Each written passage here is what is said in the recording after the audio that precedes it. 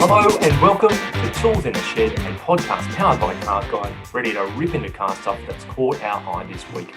I'm CarsGuide Deputy Editor James, and with me is our fearless leader Mal. G'day, James. And key contributor Steve. Greetings. This week, we're looking at the best electric cars heading our way in 2021 or soon after, quietly but significantly. We'll give you a rundown on a trio of recent entries to the CarsGuide garage, and we'll catch up with the apple of Indonesian President Joko Widodo's eye in this week's MuskWatch. So stay with us. But first of all, electric cars. And there's a fair bunch of them coming our way this year, 2021, and others soon after. In fact, a laundry list. And we've plucked out the best or the most interesting 5 of those. Some for this year, some for just a little bit later. But they're making their way here to Australia slowly but surely. EV infrastructure is growing again, slowly but surely, but from coast to coast. And car makers remain confident that legislators will eventually join together in incentivising EV uptake. So there are a few planets aligning to mean that more car brands are confident in bringing full zero tailpipe emission EVs to Australia. So when I say a laundry list, let me just rattle through a few that are coming next year. That's the Volvo XC40 Recharge, Tesla Model S Plaid, Audi e-tron S, BMW iX3, Nissan Leaf E+, Hyundai Ioniq 5, Hyundai Kona Electric, Mazda MX-30, Lexus UX 300e, BMW iX, and then after that, in the next few years, we've got the Nissan Ariya, the Tesla Model Y, VW ID4, Renault 5 prototype if it comes to production, which it likely will, Kia EV6, it just goes on and on. So from a trickle, the tap is turning on just that bit harder. And I wonder, guys, if we should start with what is possibly the most outrageous EV that we're likely to see in the next few years, which is the Tesla Model S Plaid. And Mel, you were mentioning that good old Elon's had a bit of fun with that name, but it's an amazing vehicle. I wonder if they're going to localise the name to tartan first and foremost. Could do. But so it's interesting you say it's the most. Did you say most outrageous? I think it's pretty outrageous. I mean, We're talking 2.1 seconds 0 to 100. That is outrageous. That is crazy. 320 kilometre an hour top speed. Which, yes, that's like basically half the 0 to 100 figure of a V8 supercar or supercar. But also, we should point out that the Model S is about a decade old. Oh, yeah. So most outrageous, fastest, but, the fundamental design is a decade old. Tribute to its original design, though, that I think it still looks really crisp and contemporary. It does not look like a 10-year-old design. Yep, and it's been revised dozens of times. And, they've played that well, I think. Yes. It's very green to recycle your design over and over again for years. That's very environmentally friendly. Very environmentally friendly. But it's going to have 3 electric motors. One's on the front axle, 2 on the rear, 820 kilowatts. So of course you've got the all-wheel drive.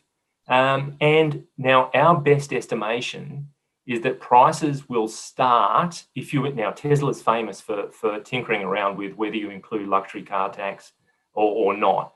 But with luxury car tax, it'll be about $223,000-$24,000 before on-road costs.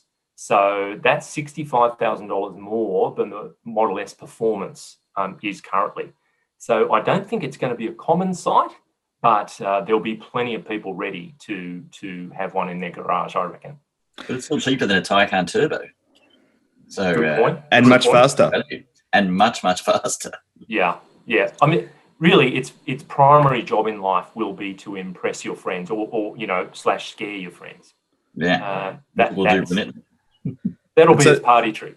And so the fact that we're discussing it before all these other new arrivals suggests it's doing a really good job of don't forget us. Yeah.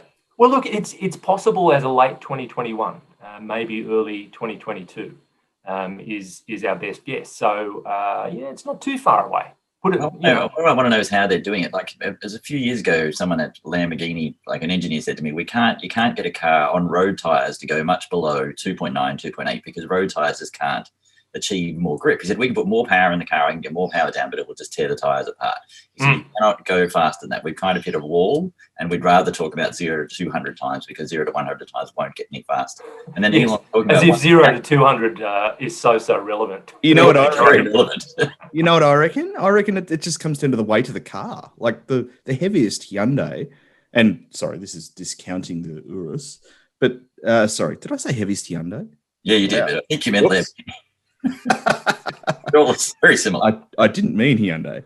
The heaviest Lamborghini, probably the Aventador. What's that? 1,700, I suppose. But a Model S, with 3 motors and that's a good point. A whopping big battery. 3 digits of kilowatt-hour batteries would have a lot of mass to sort of transfer, shift into the ground, and propel it forwards. True. But I mean, the other thing about that whopping big battery is they're claiming 840 kilometers between charges. So that's an enormous range. Yeah. So yes, it is a big battery. But that actually gets to being a real world range. Like that's actually useful. Having just a week with something that had 400, you do find that 400 is not enough. Yes. And I think we should touch on the name, which is I think a tip of the hat to Spaceballs, the Star Wars spoof movie, where they go to light speed, but there's one beyond light speed, which of course is plaid mode. Tartan kind of vectoring comes across the screen to indicate very, very high speed. So I just remember Pizza the Hut. Pizza the Hut, yes, and Dark Helmet. Who was Rick Moranis. Some of his best work. Great cast. Some of John Candy's best work. John Candy, yeah. True. Yes, was he was meant to be what's the Chewbacca. Chewbacca, but he was like a dog. He was like a cross between an Ewok and Chewbacca. Okay, well look, that's good. Moving on, our next cab off the rank is a little more everyday. It's the Leaf that we're well familiar with. But this is an E+ version. So we're talking the first half of this year is our theory in terms of when it might arrive. So it's adding some power and torque, and now we've had a little bit of experience with it too. Yes, so it's also about more range. I think that one, isn't it? That's the big selling point, and it'll also be part of their V2G thing. You'll hear them talk about this a lot, where they do vehicle to grid. So you'll be able to, in Japan, it's handy if you have a cyclone or a tsunami or something and all power goes out, then you can just plug your house into your Leaf. And they're actually running a trial at the ANU of 50 Leafs as we speak, and that trial will be getting bigger. I think that's part of the deal. And I think for Australia, the relevance would be if you're in South Australia and the power goes out. You would use your Leaf instead. Pretty cool. I mean, and sorry, to your point, Steve, the range, this one adds 115 kilometres, which means it goes to 385, nearly 400 kilometres range. So as well as that ability, that's pretty handy. It also makes it quicker. It goes 0 to 100 in 7.3. So it's not a plaid, but it's just that little bit nippier, I suppose. And the electric cars have that kind of it has that mid-range torque that's useful. Like off the line is all right, but it's that ability to punch in the mid-range from 80 to 100. It's very good. Yes. Very good. There. Yeah. So it's very much a city car. That's right. And unlike the Model S, yes, as you say, city car, the Leaf E+ represents like the mainstream future potential of electric cars. Together with the Ioniq and the latest MGs as well. It actually represent the mainstream price tag end of the EV market. It makes me rather uncomfortably reminiscent of most of my mathematics exams. E+. That's round about where I came out. That makes sense. E+. E+, not E. E+. So that's good. That's one to look forward to. And then we'll go to number 3, which is, I'm not alone in thinking this is one of the most attractive. How to make a compact car look amazing, the Hyundai Ioniq 5. And we touched on this a little bit last week in our discussion around the virtual Geneva Motor Show, but let's go there again. It's a development of what was the 45 concept, which was from 2019 Frankfurt Motor Show, and it is just the most beautiful looking little car. What do you guys make of it? I love it. It looks fantastic. It's like someone took the Golf and made it look better. It's like they've shown you, well, here's what you could have done with the Golf design. Yeah. An exercise in subtlety, isn't it? But I find it interesting, when it first appeared, was it Frankfurt a couple of years ago? Yes, we all sort of thought, oh, what's that? What are they doing? You know, there's nothing to it. But that concept has done a great job of warming us up to it. And, you know, with the production version reveal, everyone's just fawning over it. And it's refreshingly appealing. It's great. It's simple. It's that reduction, that simplicity of line, whether it is ultimately tizzied up with, you know, I don't know, if this is a production version, boy, they've done a great job. Yeah. And so it's riding on the Hyundai Group's eGMP platform, which I understand is an EV-specific engineering platform. Electric Global Modular Platform. That sounds like it. So it strikes me, though, that this is the most kind of mainstream EV-specific platform to date, you know. Elsewhere, we've seen it in the premium end. You know, Tesla did theirs, and, you know, Mercedes is about to launch theirs with the EQS. But these are all big dollar options. Yes. And the Ioniq 5 will be, you know, built. Oh, sorry, Jaguar I-Pace is another one. But the Ioniq 5 will be sort of, you know, back down to reality. Well, it has 800 volt architecture, which means that one little nugget that I plucked out was a 5-minute charge will add back 100 kilometers of driving range. Yeah, if you've got the power on a 350 kilowatt DC fast charger, 5 minutes will give you 100 kilometers. It sounds like you'll be able to weld with a USB cable if you cross the streams. That's not bad. That's not bad. I like the idea of that a lot. Oh, my car's split in half. I know. I'm welding. So you can have it. You can have it rear-wheel drive or all-wheel drive, as in 1 or 2 electric motors. So there'll be different versions, different prices. It's about the same. It's actually a little bit bigger than a Tucson. So to put it in context, you're looking at 20-inch alloys, pop-out door handles, what they're calling parametric pixel headlights, all this amazing stuff. And they've done a deal with, they've collaborated on the multimedia. So it's a 12-inch digital instrument cluster, 12-inch touchscreen multimedia system. It's all going on inside as well. And I believe I read the other day they've been swamped with orders in Europe and South Korea, like absolutely swamped. Right. Probably not in Australia, where, you know, all of these cars are fighting for 1% of the market. Yeah, it's true. That's true. And I mean, it's gone the full deal inside on the materials that are used. Recycled PET bottles, plant-based and natural wood yarns, eco-processed leather with plant-based extracts, bio paint with plant extracts used across its seats, armrests, door trims, headliner, and floor. So you can have a clear conscience whilst driving your Ioniq 5. Does that all sound very expensive to you? Like, as soon as I hear that, I think, well, that's going to cost you. Well, perhaps, but back to the PET bottles, the reason why they use PET is because, you know, the little number 1 and the recycling logo on a PET bottle. Oh, yeah. Number 1 on the recyclability scale. So it's the most recyclable of all plastics. I see. So it's great to see that they can sort of make it suit automotive applications, because there's lots of it out there, and it's easy to recycle. Which therefore, you know, requires little energy to do so. Adds up to me. Well, I mean, those lists of people who've put their names down or lodged a deposit or whatever they've done, it's the second half of this year when it's meant to go on sale globally. So there'll be some on the road. When we might see it, that's another question, as you say, Steve. Yeah. But it's an exciting one nonetheless. Yeah. Should we talk about the Kia equivalent now? Yeah, go for it. Go. Sorry, I can't remember what it's called. You've got it written down in front of you. EV6. EV6, right. So we've seen Hyundai's, and now we've, you know, very soon after we've seen Kia's one. Yeah. Over to you guys. No, well, it's all but confirmed to compete in the same segment as the Ioniq 5, so as a mid-size SUV. So RAV4, CX-5, X-Trail, Tucson, Forester, etc., etc. But what we've been shown so far is a glimpse. You can look at the headlights, full-width tail lights. It's obviously quite dramatic. Nothing known at this point about the interior, but it will have very similar stats, no surprise, to that Hyundai, the same 800-volt architecture.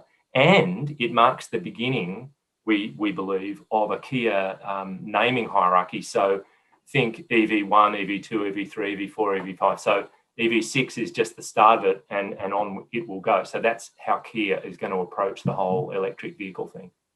Bit of a challenge for the designers, though, when the Hyundai one already looks so good. It's like having Elle Macpherson as your older sister. That's true.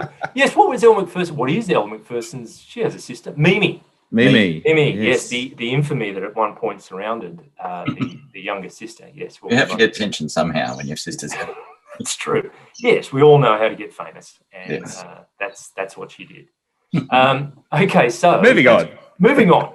Let's move on to number 4 in our 5-vehicle hit list, and that is the Mazda MX-30, which will arrive in Australia initially anyway as a mild hybrid. But the one that's piqued our interest is the full EV, pure electric car. But Steve, as I understand, you've had some experience with this vehicle anyway. Yes, I went to Norway. I was going to say, I always keep saying last year, but nothing happened last year, so it must have been the year before. And I drove to Norway, which is an eye-opening experience generally, to just be in a country where everything was electric. And the interesting thing with the time, Mazda said, well, we're going to only give this car to countries where it makes sense. So if you don't sell a lot of electric cars and you don't have a lot of infrastructure, we're not going to waste our time sending it there.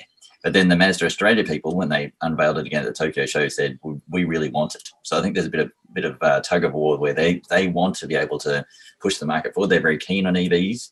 And Japan looks at us and goes, are you joking?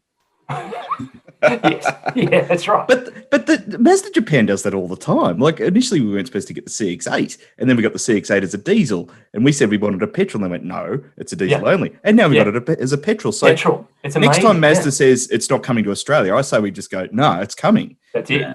That's right. History shows that we end up winning the tug of war. The one I actually like the sound of is a range extender with a little rotary engine, which is expected a little later on. That I reckon is pretty cool, to have a Mazda rotary of some description. But I always, for what it's worth, liked the idea of the range extender BMW i3 because, yes, I think you gave away a little bit of power on the electric motor, but just that flexibility at that stage in EV development in Australia was ideal.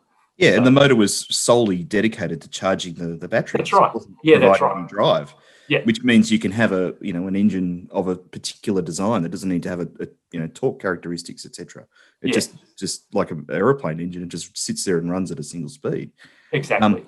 But I really hope that the rotary element is more than just cool. I hope that it's actually effective at charging the thing. I hope it's more than just an excuse to chuck a rotary in a car. But we'll soon see.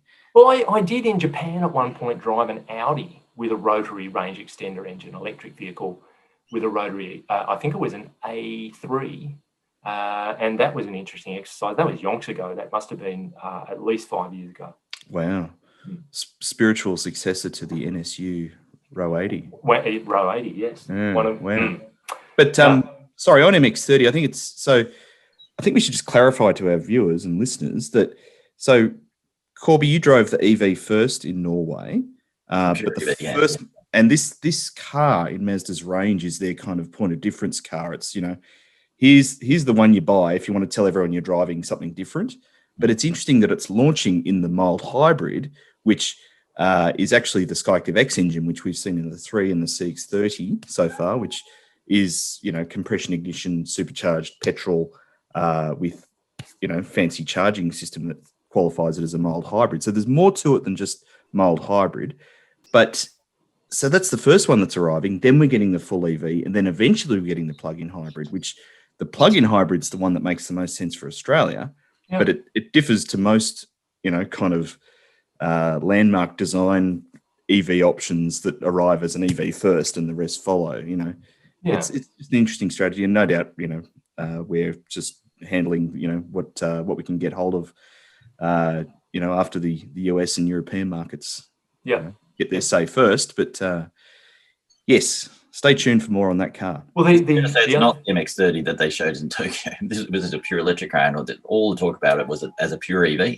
And this is not what we're expecting, it's fair to say. It was good to drive. The pure EV was good to drive. And the one thing I remember was that they were very keen on a lot of electric cars have that regen thing where you come off the accelerator and you don't really need to use the brakes. They said our feeling is that a driver wants, as they slow down, you want to be able to brace your body against the brake pedal. So we want you to be able to use the brakes and not have the regen feeling so much. So they were talking about being able to adjust that, and I quite liked. So it drove more like a normal car and less like an EV. I quite like that. Okay, that is a really interesting stance. Yes. I think, look, the big problem with electric cars is their range and the uncertainty of their range. From my point of view, I can't believe they're not all defaulting to max regen just to mitigate that compromise. Well, it's sometimes brake pedals a point. Sorry, James. It's sometimes a bit of a balancing act too, isn't it? Because if you don't have as much regen, you do have to beef up the brakes. Because a car like the i3, for example, I remember our good friend Tim Keane described the brake rotors and the wheels and tires on the i3 as skinny, like Angelina Jolie's arms skinny. That's how small the brakes were. So if you don't go to regen, you've got to put a bit more weight in the car because you're putting bigger brakes in it. And look, they've also gone to town on the enviro-friendly materials. Yes, the obligatory recycled plastics, the synthetic leatherette, but they've gone cork. They brought cork back. So the 1970s, I love the cork. The 70s have made a reappearance in this one. Yeah, we met the engineer, the woman who was in charge of bringing the cork back, and she said, like, everyone just sort of laughed at her, and then they looked at the fact that it actually worked, and the feel is great, and that was her job. It was just to put cork in the car. I bet it's really good for sound insulation too. Yeah, what a great Aussie reaction to an engineer that steps forward. Everyone just laughed at her. Yeah. And if you want to prevent, laughed at her too. if you want to prevent wine from getting out as well, I'm sure it's handy. Nice. Yes. Oh, sorry, this MX-30's corked. I'd like another one. And if you're in the outback, you can cut parts of your car off and turn them into a hat. That's right. Flies be damned. Good. Very Australian. Corkage charge at the dealership. Now, the fifth and final, by no means least, but it is the last, the BMW iX. Now, this is sort of in tandem with the i4 sedan. So it's an EV SUV. It'll be the electronic flagship in Australia, we're led to believe. So the second half of 2021 is its timing for here. It's dimensionally close to the X6, and it sits on this e-drive, or it has this fifth generation e-drive electronic powertrain, and 100 kilowatt battery for over 600 kilometers of range. So again, you've got this two electric motor thing, sub 5 seconds, 0 to 100. So it's going to be all-wheel drive. It makes pretty extensive use of carbon fiber, and BMW knows its way around that, having done the i cars so far. So and I for one think it looks interesting. It's kind of arresting, and that's another one headed our way. Arresting is a good word. It's arresting. All right, well, maybe you'll be arrested. Maybe someone should be arrested. Oh, so you're not fans, okay? I don't mind it. It's the problem with all BMWs is the nose. Like the kidney grill is no longer a kidney; it's like an exploded spleen. There's something wrong. Right? Yes, it needs attention. It is certainly distinctive, and that's what they're aiming to do. It is so obviously a BMW, and if you want people to know you've got a BMW, everybody will know it's a BMW. But don't you think they looked at Audi, like Audi kept going, our grill's got bigger, look, it's bigger. And then Mercedes does that kind of starlight grill, and then they go, well, what are we going to do with the grill? Let's make it enormous. Haven't you seen that meme where the grill just grows and grows and grows to swallow the whole car? It just becomes a grill. Yes. And it reminds me of, for those of a certain age who'll remember Kenny Everett, he did this thing where he was impersonating Mick Jagger, and his lips got bigger and bigger until the lips just swallowed his whole body. That's a bit like the BMW grill at the moment. I do remember Kenny Everett. You made my day, just making me think about him. Kenny Everett. All right. Well, that's the top five. And as I say, there's a lot more, but they're the ones that caught our eye. And that is brilliant. And we will move on from there to our very own garage with cars that we can drive. And the theme continues. Mal, you have been in something electric. Please fill us in. Yes. So, yes, it's a solid theme this week, ladies and gents. I have recently finally driven the Audi e-tron, which is Audi's first full EV in Australia. Yes, it is. And particularly in the 55 Sportback form, which is the bigger battery with the coupe SUV body style. Yep. In first edition, which has a MSRP of $169,350. Now, my time with the e-tron coincided with the opportunity to drive to Bathurst for the day from my place in the eastern end of the Blue Mountains. So a 290 kilometre round trip with lots of rise and fall in between and lots of speed variation. So an interesting test for an EV. Yeah. And some cheeky hot laps around Mount Panorama, which is a rite of passage. Every time Well, no, actually, we were going to watch racing, so there's no opportunity for hot laps. All right. Sadly. But otherwise, I'd definitely be doing that. Definitely would have. Or 60-kilometre-hour hot laps. And staying to the left, not.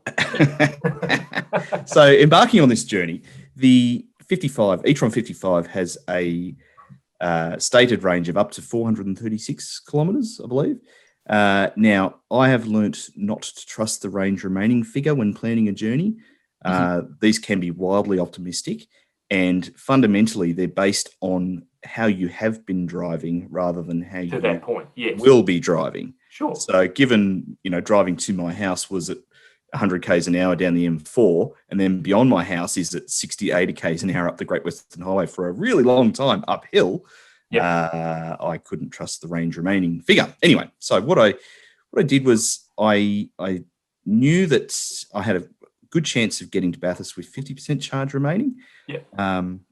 And so I used the percentage remaining charge as my yardstick. And also I checked that this is getting really granular and there's lots of numbers here, but the Bathurst has an altitude of 650 metres. Okay, yes. I warned you. Here we go. Fuel into the, never mind. Okay, as somebody who has been stranded in an electric vehicle overnight with a 18-month-old on board, I think it was 18 months. Oh, man. I was very careful before I embarked on this journey. Okay. Anyway, you can read all about that. Yeah, Sorry? It's actually happened to you because it's my fear that it's going to happen to me. It happened. It happened. And look, the numbers on the dash helps guide me to a solution. But however, my plan of reaching Canberra didn't transpire. Was it to a solution for having an 18-month-old with you, or was it a solution for the vehicle? Go back in time and re-examine your choices. That's right. Your choices. Tisk. Anyway, so yes, Bathurst is of a higher altitude than my house. Yep. So knowing that, overall I was climbing a hill, so I knew that if I arrived in Bathurst uphill with at least 50% range remaining, there's a good chance I'd make the journey home. So okay. I also knew that one of the NRMA's fantastic charge points was in town in Bathurst. So that's the ultimate backup plan if I got there with less than 50% remaining. So I started with 100% charge. And as I said, the e-tron has a range of up to 436 kilometres. But at 100%, it was showing 356. Now, remember, that is based on how I had been driving a car at 100 k's an hour on the M4 to get to my place. Sorry, Mel, to interrupt, also remembering that constant freeway running is not an EV's ideal environment. That's where they're at their worst. Not a lot of regen. Indeed. Yeah. Indeed. Not a lot of regen, and also the motor's forced to spin because generally you've got a direct drive transmission. And I'm really looking forward to what Corby has to offer on that front in a minute. Okay. So I got to Bathurst and I had 58% remaining showing on the dash, and 223 kilometres on the range calculator, which is not bad to have dropped by just 133 k's after 145. But as I pointed out, not an exact science. Now I left it parked all day in the sun, and interestingly, I got back in the car and had lost 3 kilometres off that range remaining. Really? That's interesting. Gauge. But to me, it just reminded me that there's so much more going on under the skin with these EVs than, with a petrol car, you just turn it off and it's off. There's the only thing still functioning is the clock, basically. Whereas EVs, they've got really complicated thermal management going on, circulating coolant and fans and et cetera, protecting the batteries. So much more complicated than what you find in a combustion engine vehicle. So I hopped back in and drove home, and I got home with 25% remaining, interestingly. Wow, okay, that's good.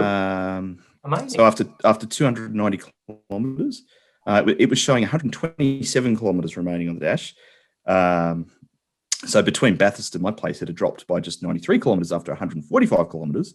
And bear in mind that, from Mount Victoria down to my house, the range remaining figure hardly dropped at all. It wouldn't move. It's like a constant downhill, pretty much.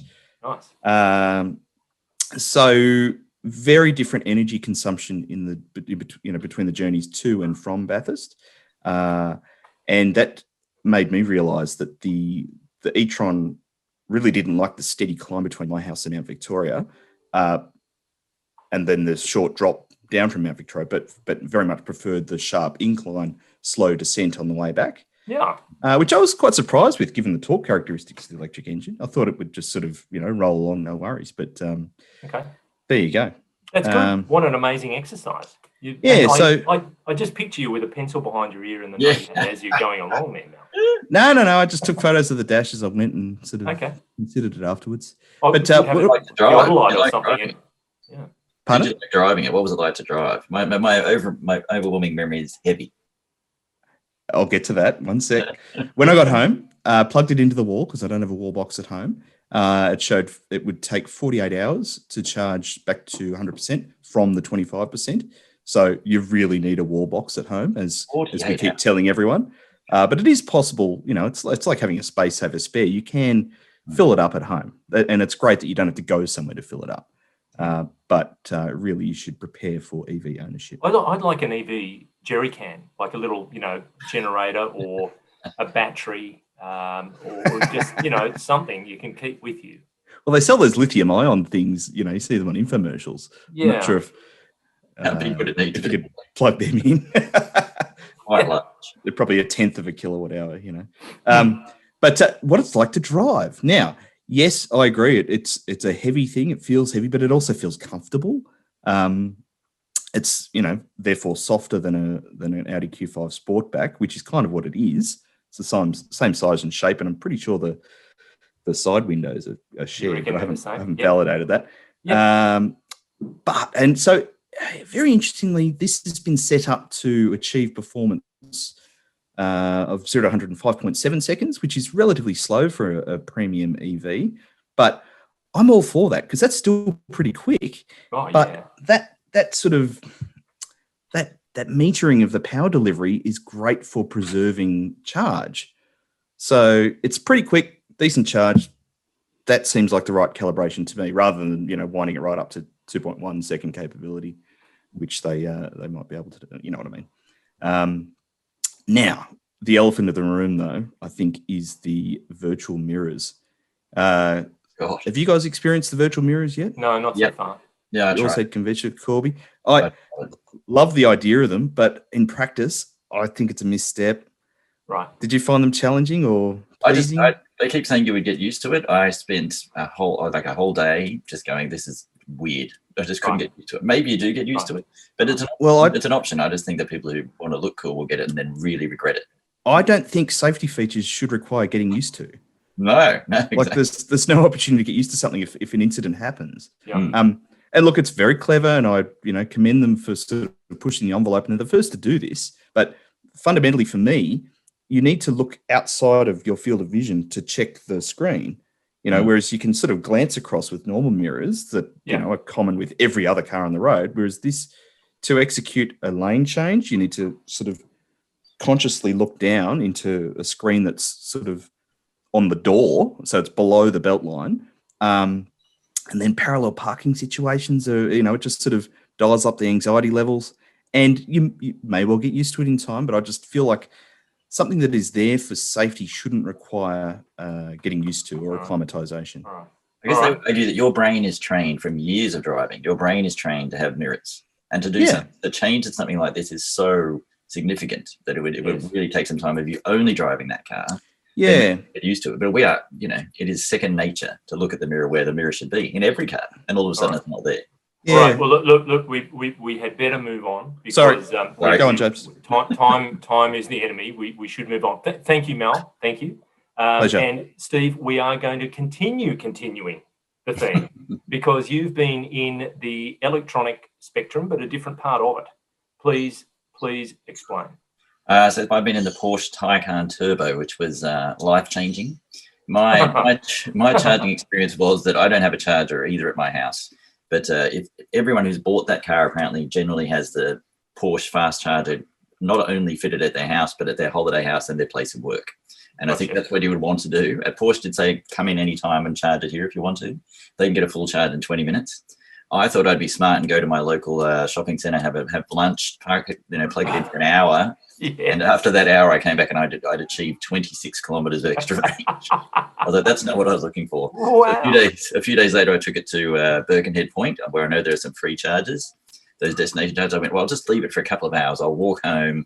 It'll be fine. I plugged it in, and from, I think I was at 48%, a full charge was going to take 6 hours. Wow. And I was like, well, this is just, so I actually left it there, I think, for 5 hours and had to get someone to drop me back.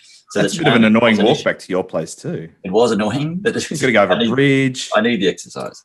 And so the charging for me was frustrating because I drove it quite a bit. I took it to a cub camp. I went down a dirt road in it.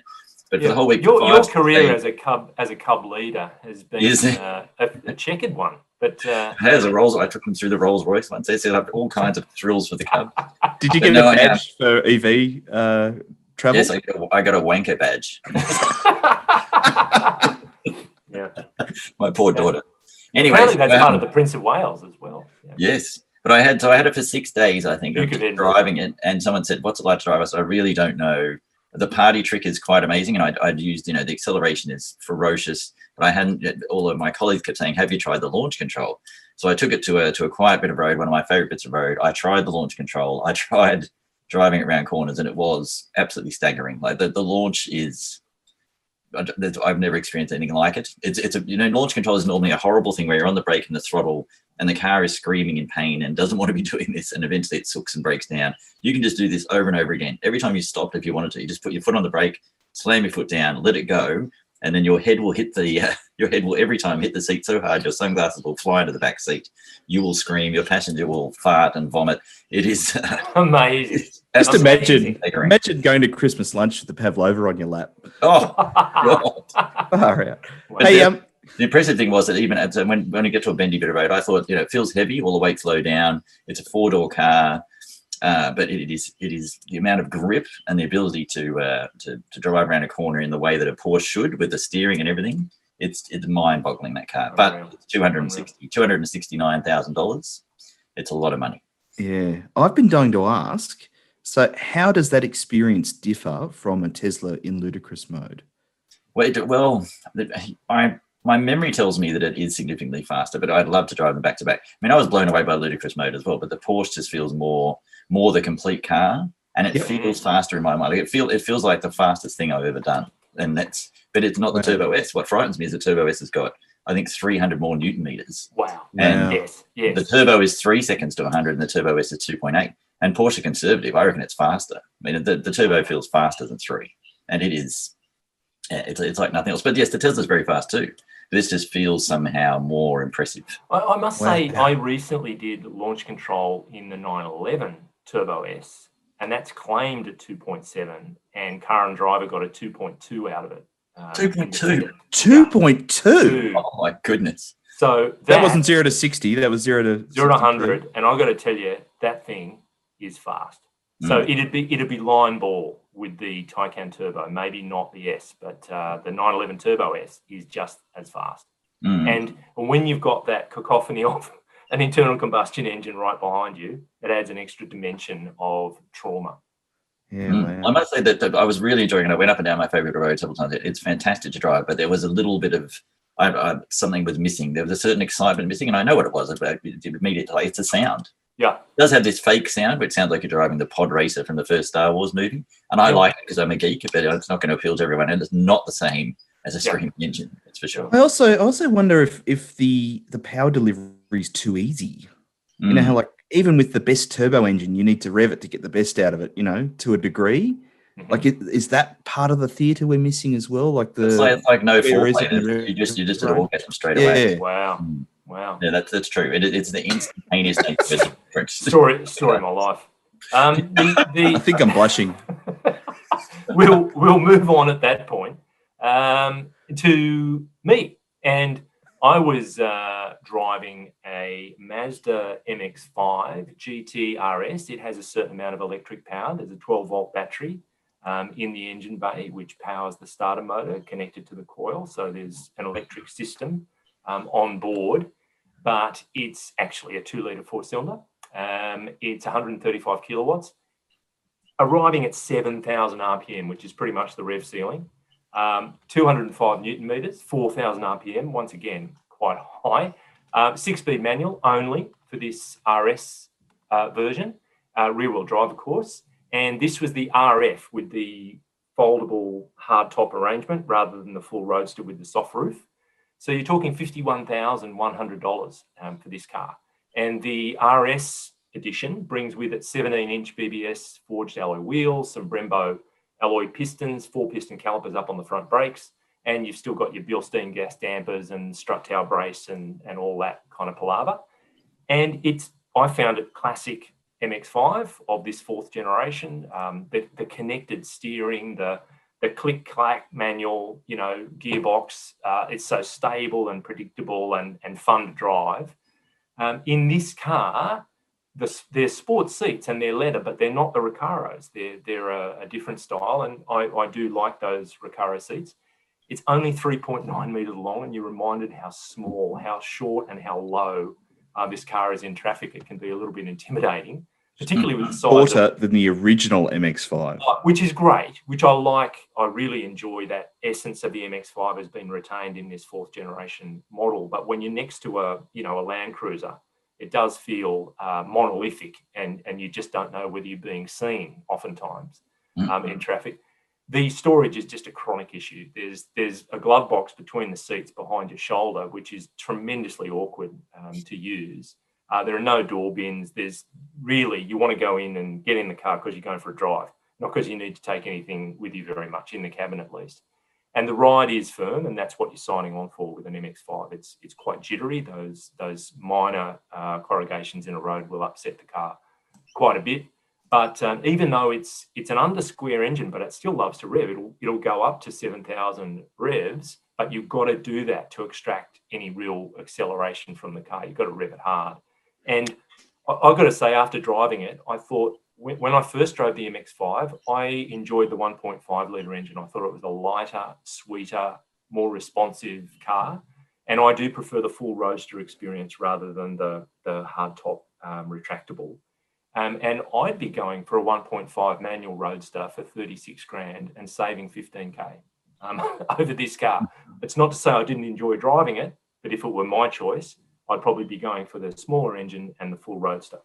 But it's amazing with the hardtop one, how differently it drives when you put the roof down, because you really notice the weight changing. So that's a point too. Yeah, but it is you're a large fellow. I mean, a big man. It must feel like you've got a slightly too small suit on, because it's just so tiny when you're in it. It's almost like a relief when you've got the roof retracted back. Same thing happened with the older MX-5s with the roof, the hardtop fitted and removed.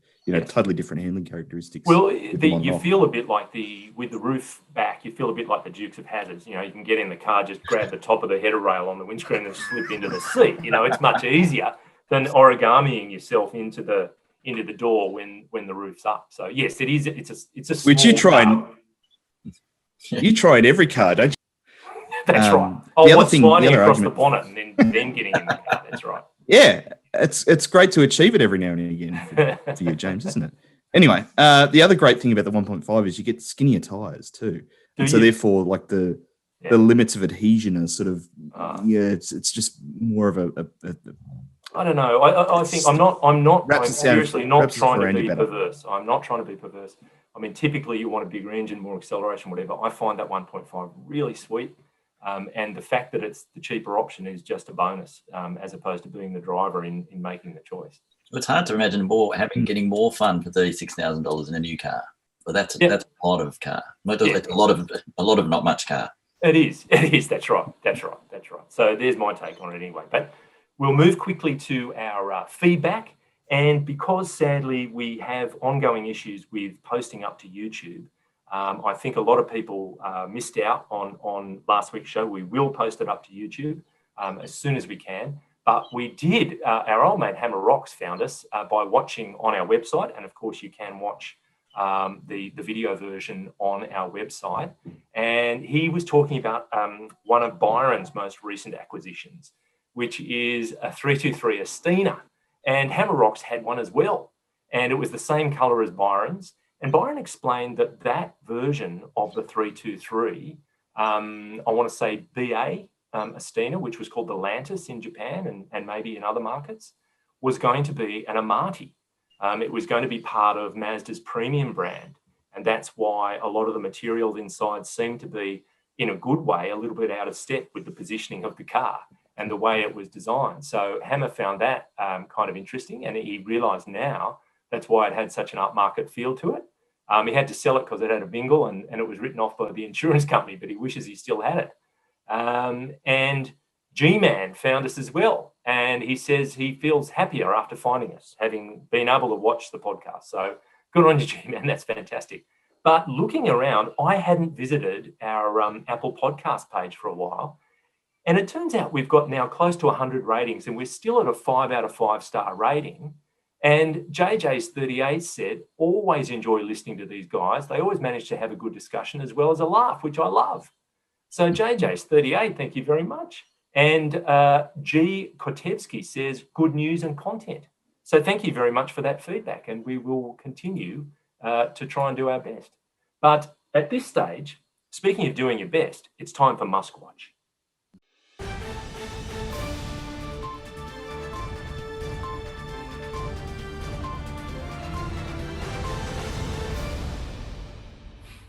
Right, so where do we start? I found it very interesting to read this week in The Guardian that there's some anger in Papua, which is Papua and West Papua are, as the name implies, west of New Guinea, north of Australia, we're talking. It's actually controlled by Indonesia. And Indonesia has offered Elon, via SpaceX, a launch pad for his low orbit satellites. And this is in a small island called Biak. And Indonesian President Joko Widodo has reached out to SpaceX and said, look, come and use our island Biak because it's so well placed for you to be doing your stuff. It faces the Pacific Ocean and its location is 1 degree below the equator, which is ideal for launching low orbit satellites for communications with less fuel needed to actually reach orbit. So, you know, Russians are in there trying to have their launch facilities on Biak as well. And the locals are just saying, no, we don't want it. You know, our farming land's going to be ruined. Our way of life is going to be changed forever. So, and also Elon's keen, and he also wants to take nickel out of Papua and has said to the Indonesian authorities, yeah, we'll maybe put a launch pad in there. If we can get some nickel out of the country and you assure us that it's mined in an environmentally sensitive way, so it all just gets messier and messier. Familiar, isn't it? I don't like the sound of it at all, but keep watching that space as to whether or not it becomes a spaceport for SpaceX. And the other thing that caught my eye this week is that Tesla itself has confirmed, now this is courtesy of Jalopnik and our old mate Jason Torchinsky, and he said that the California DMV, they've confirmed, Tesla itself has confirmed to the California DMV that full self-driving beta, much talked about addition for Tesla cars, will never, quote, never be full self-driving. So this is the feature that people have paid up front, $10,000 US, to have the capacity to have FSD, full self-driving. And what Tesla has said in its discussions with the DMV is it's not that. They call it City Streets, and they've said it will continue to be firmly rooted in SAE Level 2 capability. That is, object and event detection and response subtasks are limited. The driver maintains responsibility for this part of the dynamic driving task. So if you're thinking about just, okay, set and forget, hands off, think again, because Tesla itself has said, no, it's not going to have it. I wonder who they're telling the truth to. And it could just be simply a matter of, like when you take your kids to the theme park and, you light the gate and say they're under 5 just to get rego. Yeah. Well, that's right. That is part of the discussion, that they could be trying to just pull the wool over the DMV's eyes. That's true. Versus lying to the customer, which I hope they're not. Well, the other thing is to get to level 3, which is where you don't have to have your hands on the wheel, and you can be doing other things while you're driving the car, allegedly. There are things about the actual hardware, the car itself, whether it's capable of a robust level 3 system. Due to its lack of redundancies, sensor and camera cleaning maintenance systems, it doesn't have that. So you're never really sure of whether these things are going to be 100% operational. It all seems a little bit risky to me. It's like autonomy seems to be getting further away. It's 7 years now since Audi said to me at the Paris Motor Show, next year we will have a car, an Audi A8, but you can sit there and read the paper, check your email, you will not need to drive. And it hasn't happened. It hasn't happened yet. No, you're right. Yeah. You're right. And also, wasn't it the previous generation S-Class? They said that the technology's in there, it's just not enabled to do it. They keep saying the car can do it, but we're not allowed to turn it on. Yeah, it's a wonderful whole generation on. That's a whole lot of technology that's never been used. Well, generation of S-Class. I'm still looking forward to Elon's autonomous drive across America in 2017. That's going to be awesome. Pre-COVID, I'll listen to it too. Yeah. So that's a really good point, Steve. It feels like it's getting further away rather than closer. But that's a $10,000 option. A lot of people have coughed up, and they're all wanting it. You go online and look at Elon's Twitter feed, and they're falling over themselves to try and get it. But we'll continue on, and look, the Tesla share price has made a bit of a comeback. It's up $14, nearly $15 this week after it had been falling consistently for a month or so. It hit a low of $546 on Sunday, but Elon made $25 billion on Tuesday because it started to go the other way.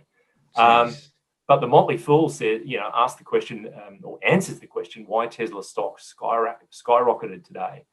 It's basically with the mindset of coming out of COVID-19. That is, the vaccine is being widely applied in the US. Investors have rotated out of high-priced growth stocks that have performed well during the coronavirus crisis into more bargain price stocks they could benefit from a post-pandemic economic recovery. So Tesla was caught up in this rotation, and their theory is that it's just been an overreaction and that Tesla's price will actually come back, that this sell-off was overdone. So next week will be interesting, but it did take a big fall. And, a low of 546, that's a fair bit, but we'll see. And I think with that, we have reached the finish line. I want to say thank you, Steve. Pleasure. And thank you, Mal. Thank you, James and Steve. And thanks to our soft cheese authority, quantum resonance researcher and platypus biologist, Mr. Pritchard, for his deft production skills. This week, he's wearing a T-shirt saying, today's forecast, no. Panda pants and a hair hat. And no, it's not a toupee. It's a hair hat. Let us know your thoughts. You can find CarsGuide on Facebook and Instagram, or email us at comments@carsguide.com.au.